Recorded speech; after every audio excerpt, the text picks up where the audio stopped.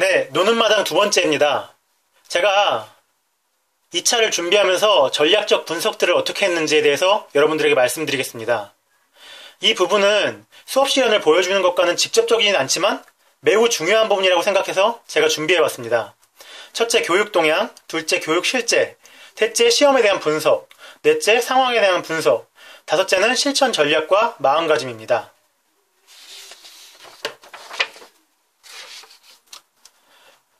먼저 교육 동향입니다. 우리가 교육학을 배워서도 알다시피, 그리고 문학에서도 해당되고 국어교육학 자체에도 해당됩니다. 철학을 알면 철학이 정치에 영향을 끼치고 경제에 영향을 끼치고 사회에 영향을 끼치며 문화에 영향을 끼칩니다.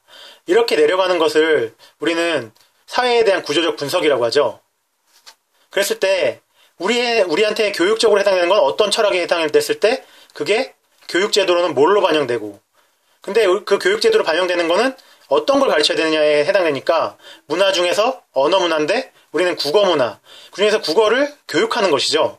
그 국어 교육과 교육제도가 맞물리면서 그거에는 우리 어떤 철학적 기조에 따라서 꿈꾸고 지향하는 방향이 바뀝니다. 그걸 알아봐야 되는 게 첫째 교육 동향입니다. 이것들은 아마 상위 개론서들에 많이 실려있는 내용인데 다시 한번 점검하고 나가겠습니다. 교육과 관련된 철학 파트에서는 인식론에 해당됩니다. 지식을 바라보는 관점이죠.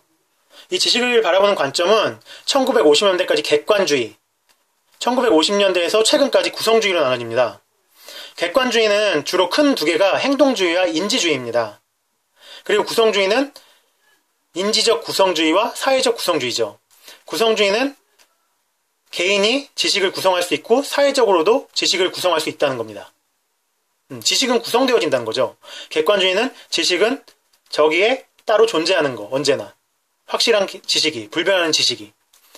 자, 그런데 이걸 교육과정과 우리 국어교육과 연결지어보면 인지주의는 4차 교육과정에 반영됐습니다.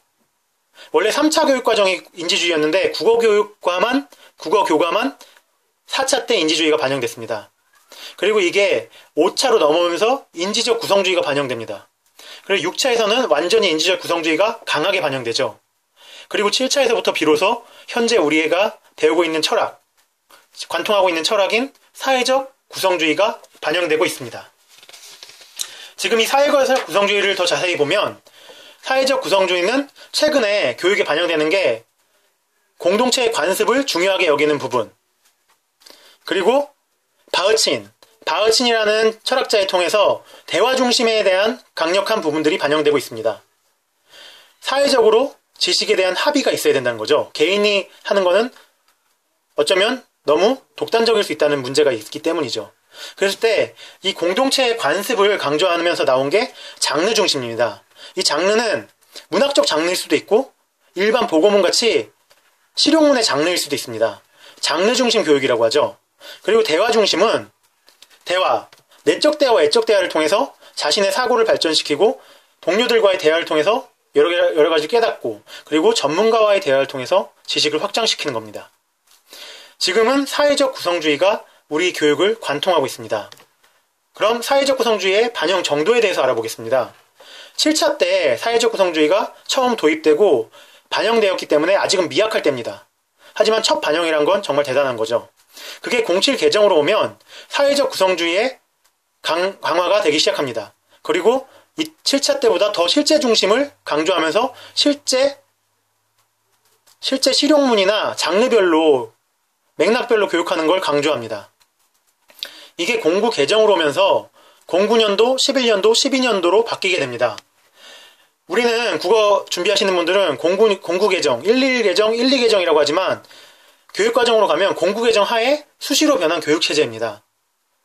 그것들의 차이를 살펴보면 07과 09의 차이는 07부터 수시 개정 교육과정인데 배열의 차이점이 들어갑니다. 교육과정을 더 철학적 관점에 맞게 배열적 재구성을 한 겁니다. 그게 11년도에 오면 교육과정의 중심으로 되었던 수업, 그 수업이 학교나 수업 중심으로 바뀌는 체제로 돌아섭니다. 이 얘기는 교육과정 해설서를 간소화하면서 교사나 학교의 재량권을 확대하는 겁니다. 이 결과가 다양한 교과서로 나오게 됐죠. 자율성, 이것이 가장 09년도와 달라진 점입니다. 1, 2년도는 뭐가 달라졌냐? 인성교육 측면이 1, 2년도에 비해서 몇 가지 항목이 추가되고 학교 폭력에 대한 내용이 조금 더 추가됐습니다. 그리고 앞으로 다가올 교육과정은 문이과 통합교육과정이라고 합니다. 이 문이과 통합교육과정은 창의 융합적 인재를 육성하기 위해서 새롭게 만든 교육과정이죠. 이게 지금 사회적 구성주의의 반영의 정도가 강해진다는 걸 보여주고 있습니다. 그리고 7차 07 개정, 09 개정, 문이과 통합교육과정 모두 사회적 구성주의 하에 있습니다. 그러므로 우리가 제대로 알아야 할 건 사회적 구성주의입니다. 그렇다면 이 동향에 따른다면 어떤 결과를 알 수 있을까요? 첫째, 학습자 중심입니다. 그리고 둘째, 실제 중심의 수업을 해야 된다는 겁니다. 셋째, 학습자가 주체가 되는 활동 중심의 수업이 있어야 된다는 겁니다. 근데 이 세 가지가 지향하는 건 배움 중심이 있는 수업입니다. 그리고 이 철학적 기조에서 우리 교사들이 해야 될 건 그 어떤 교수법이 와도 수행할 수 있어야 한다는 겁니다. 어떤 기조하에? 위에 있는 철학적 기조하에. 이것이 교육적 동향입니다. 그러면은 아까 우리가 봤던 교육의 실제 파트를 제가 말씀드리겠습니다. 교육의 실제입니다. 그렇다면 아까 그 사회적 구성주의를 제가 왜 강조했느냐? 그것을 교육의 실제에서 확인해 보시죠. 사회 구성주의 하에서 우리나라는 아까 말씀드린 것처럼 7차에서 07 개정, 수시 개정 체제로 돌입하면서 왜죠? 같은 사회적 구성주의니까 조금씩 덧바꾸겠다는 거죠. 완전 8차로 전행하는 게 아니라. 그리고 09 개정으로 넘어가면서 아까 말씀드렸듯이 09, 11, 12 그리고 문이과 통합 교육과정으로 나아가고 있습니다. 이거의 공통된 생각은 교육을 바꾸자입니다. 옛날에 지식 중심의 수업이나 교육에서부터 학습자가 배우는 수업을 만들겠다는 거죠. 그걸 우리는 교육 혁신이라고 부릅니다. 그리고 이게 사회구성주의인 시대의 조류죠. 전 세계적 조류입니다. 근데 이 전 세계적 조류에 가장 지금 핫 이슈로 떠오른 게 2년 전부터 배움의 공동체입니다. 일본의 사토 마나부 교수가 주창했던 거죠. 그리고 이 배움의 공동체를 우리나라에서는 손우정 교수가 책을 다시 번역해서 쓰고 다양한 활동들을 하면서 많은 학교에 전파되고 있습니다. 2년 전부터 강조되고 1년 전부터 많이 시행되고 있으며 지금은 아주 중요한 하나의 사조라기보단 하나의 조류가 되어버렸습니다. 그렇다면 이게 실제적으로 더 구체적으로 어떨까를 살펴보겠습니다. 첫째, 가장 중요한 건 학습자 중심이란 겁니다.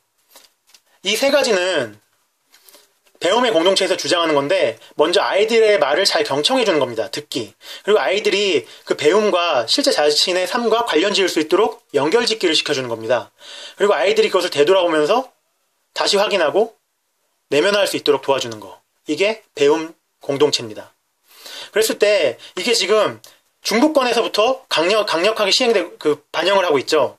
이것들이 아무래도 수도권 중심이 가장 빨리빨리 바뀝니다. 그게 지금 아래 지방으로 확산되고 있는 추세입니다. 중부권에 서울, 경기, 강원이 있는데 뭐 인천도 있죠. 근데 여기서 서울, 경기, 강원 중에 경기가 가장 혁신교육을 주도하고 있습니다. 물론 서울, 강원도 마찬가지죠. 그래서 서울 부분은 빈칸을 해놨지만 강원은 행복 더하기 학교라는 걸로 배움의 공동체를 반영하고 있습니다. 경기는 경기형 혁신교육, 배움 중심 수업이라는 거. 아마 경기도의 교육시책을 보셨다면 이 단어를 보셨을 겁니다. 경기형 혁신교육과 배움 중심 수업. 이 두 개를 강하게 추진하면서 가장 주도적이고 빠르다고 현직에 있는 동생이나 친구들한테 들었습니다. 그 중에 대표적인 게 경기도 광명시에서 충현초등학교와 충현중학교가 배움 중심 수업을 시행하고 있는, 그리고 모범을 선보이고 있는 학교입니다. 그럼 우리의 포커스는 배움 중심 수업과 혁신 학교입니다. 이런 자료를 제가 공부할 때 어떤 것들을 찾아봤냐면 인터넷을 검색해봤습니다. 그리고 두 번째, 교육청 자료를 검색했습니다. 세 번째, 다양한 관련 연수 자료를 봤습니다. 네 번째, 배움 중심 수업과 혁신 학교에 대한 홍보 영상을 봤습니다. 다섯 번째, 관련 논문이나 그거에 대한 수기들을 한번 읽어봤습니다. 자세하게 읽었다기보다 훑어보기와 그리고 필요한 것을 발췌독한 거죠. 그랬을 때 이것들을 파악했을 때 저는 현 교육 시류를 판단하고 그런 수업을 지향해야 되겠구나라는 생각을 했습니다. 왜냐하면 이게 지금 경기교육이 강조하고 있고 경기교육이 아니더라도 전국적으로 전 세계적으로 지금 반영되고 있는 수업 경향이기 때문입니다. 이것까지가 교육 실제에 대한 분석입니다. 그러면은 다음은 시험에 대한 분석입니다.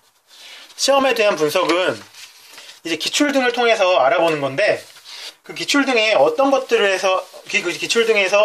알 수 있는지 한번 같이 살펴보겠습니다. 포인트는 옛날 시험부터 봐야 합니다. 2008년도, 2009년도인가요? 객관식으로 바뀌면서 확실히 공청회에서 나눠줬던 포인트가 있죠. 1차, 2차는 교과 내용학을 주로 다루는데 2차에서는 교과 교육학적으로 비중이 가는 거. 그거를 바탕으로 분석해봤을 때 우리 지금 1, 2차 체제는 1차는 75%의 내용학일 겁니다. 그리고 25%의 교육학이 담기겠죠. 그리고 2차에서는 25%의 내용학, 75%의 교육학. 이런 비중으로 실릴 겁니다. 그렇다면 여기서 궁금했던 거, 그리고 질문. 수업실에는 답이 있을까요? 저는 없을 거라고 생각했습니다. 실현하는 교사의 역량을 보는 겁니다. 수업의 짜임, 유연성, 그런 것들을 얼마나 융통성 있게 처리하는가, 그런 것들을 평가한다고 생각했습니다.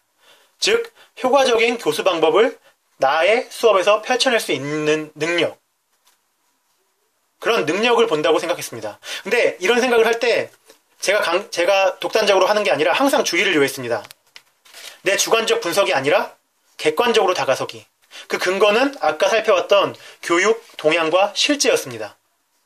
그리고 시험 분석을 했을 때 2차에서는 교과 교육학, 내가 수업을 얼마나 잘 설계하고 다양한 교수법들을 적재적소에 활용할 수 있는가, 그것에 포인트를 둬야겠다고 생각했습니다.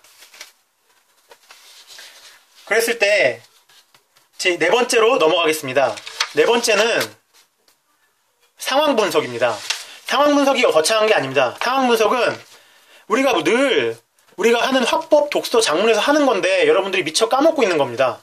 혹은 그냥 놓쳐버릴 수도 있어요. 그런 것들을 저는 다시 점검해 왔습니다. 자, 첫째 나 측면입니다. 화자는 난데 그분들에게 수업진을 보여줄 화자는 나야. 그러면은 나는 액터입니다. 연기자죠. 그렇다면 그것을 잘하기 위해 어떤 것들이 필요할까요? 그렇죠. 이미지 트레이닝이 필요합니다. 저는 책을 읽을 때도 국어 교수학 반복론이나 그런 관련 책을 읽을 때도 외우고 하는 게 아니었습니다. 머릿속에서 상상해놓고 펼치는 이미지 트레이닝을 했습니다.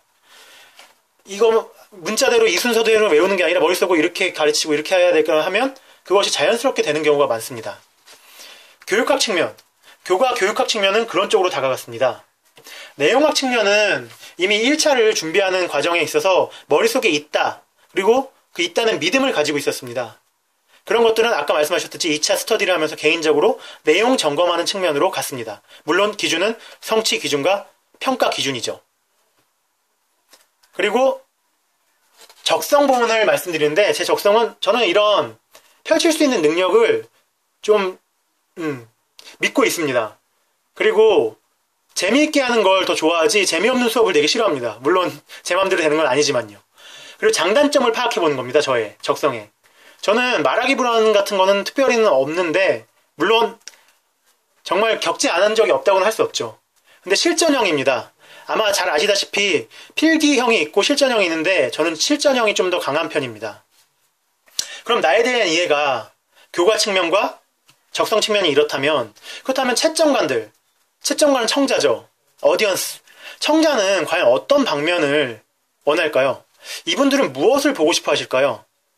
제 생각엔 아까 말씀드린 얼마나 수업을 융통성 있고, 그리고 자기가 짠 수업을 적극적으로, 구조적으로 전달할 수 있느냐, 그거를 본다고 생각했습니다. 더하여 내가 재미있어야 그분들도 재미있겠다라는 생각을 했습니다. 제가 재미없는 수업을 하면 그분들은 당연히 재미없게 느끼시겠죠. 제가 너무나 재미있는 수업을 하면 그분들도 정말 재미있으실 겁니다.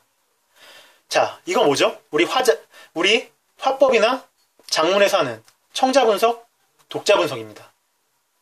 그 부분들을 우린 배웠는데 자꾸 잊죠. 저는 이 부분들을 미리미리 좀, 그렇다고 체계를 지어서 한 건 아닙니다. 지금 이렇게 하니까 체계를 지어서 전달하는데 순간순간 드는 생각들이었습니다. 준비하면서. 조언도 얻으면서요.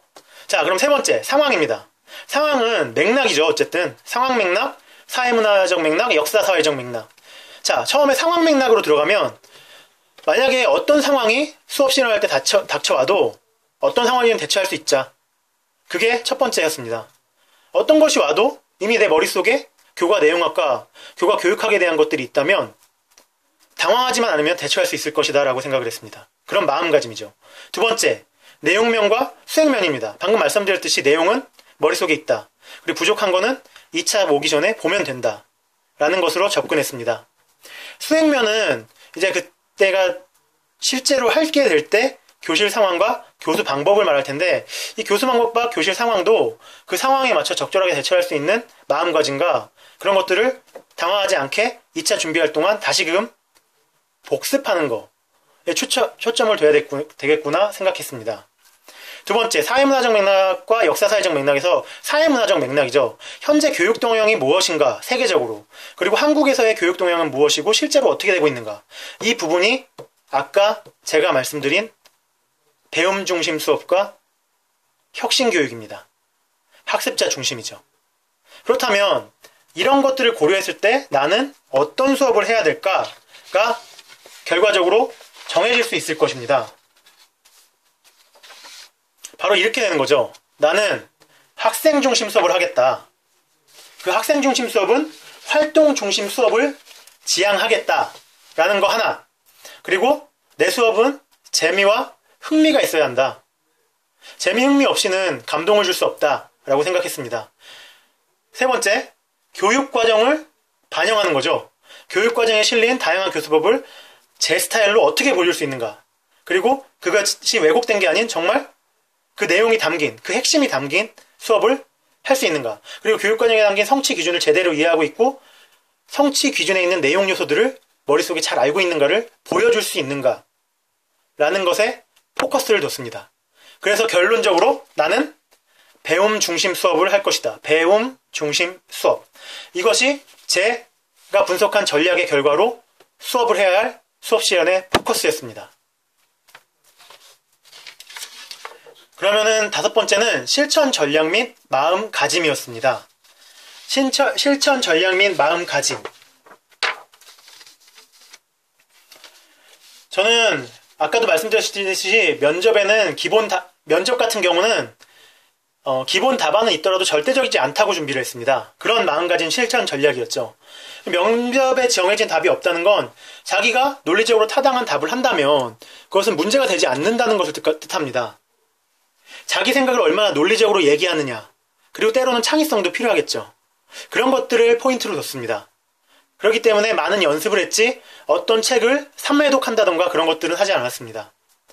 둘째, 실현에 대해서는 그 과정 동안 내 수업을 구조화시키고 교수 능력을 짜임새 있게 보여주자. 이것은 그분들만을 위한 쇼다.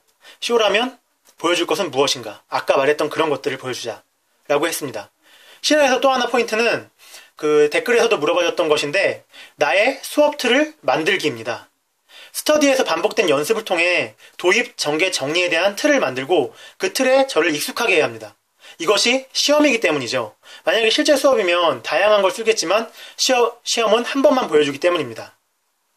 그렇기 때문에 기본적인 도입, 전개, 정리의 수업 시험 틀을 짜는 것을 연습했습니다. 스터디에서. 그리고 좋은 아이디어가 있으면 스터디에서도 써먹고 공유하고 벤치마킹하고 테스트하고 수정 보완하고 폐기하기도 하고 그렇게 했습니다. 그리고 스터디원들과 2차 스터디를 했을 땐 스터디원들과 점검하기도 하고 서로에게 위안을 줬습니다. 사실 스터디에 대한 말씀을 하나 드리자면 짧은 기간 안에 많은 것을 바꿀 수 있는 건 없습니다. 자기 자신을. 20년에서 30년, 적게는 대학 졸업 후에 23살에서 24살에서 초수해서 지금 장수생까지 30대. 평생의 자기 버릇이 쉽게 고쳐지는 것이 아닙니다. 스터디의 포인트는 남들 앞에서 많이 실현해 본다는 것에 의의가 있습니다. 한 번이라도 더 연습하기, 한 번이라도 남들에게 보여주기. 이 연습의 의의를 잊고 욕심을 부리게 되면 스터디가 부족하고 못마땅하게 생각되는 경우가 생깁니다. 그렇게 되면 스터디는 와해되고 깨집니다. 스터디의 본 목적은 자신이 누군가와 공감하고 위안받을 수 있는 사람이 함께 한다는 거, 불안감을 줄여주죠. 그리고 내 수업을 누군가 봐준다는 거. 그래서 내가 혼자 있을 때보다 수업 연습을 한 번이라도 더 할 수 있다는 거. 그렇기 때문에 우리 스터디가 잘 될 수 있다는 거. 그런 마음가짐과 실천 전략을 가지고 있었습니다. 지금까지 말씀드린 게 면접, 실연, 그리고 스터디에 대한 거였습니다. 저는 다시 정리하면 학생 중심의 재미와 흥미가 있는 교육과정이 제시하는 내용과 교수 방법을 쓰는 경기교육이 강조하는 배움 중심 수업을 하겠다라는 포인트를 세울 수 있었습니다. 무엇을 통해서냐면 바로 제가 지금 설명드렸던 이 전략적 분석의 5가지 사항들을 통해서죠. 이 부분들을 제가 타자니까 여러분들이 어떻게 준비했는가를 한번 다시금 돌아보셨으면 좋겠습니다. 그럼 이 전략적 분석 파트를 마치고 다음 3파트를 함께 보도록 하겠습니다.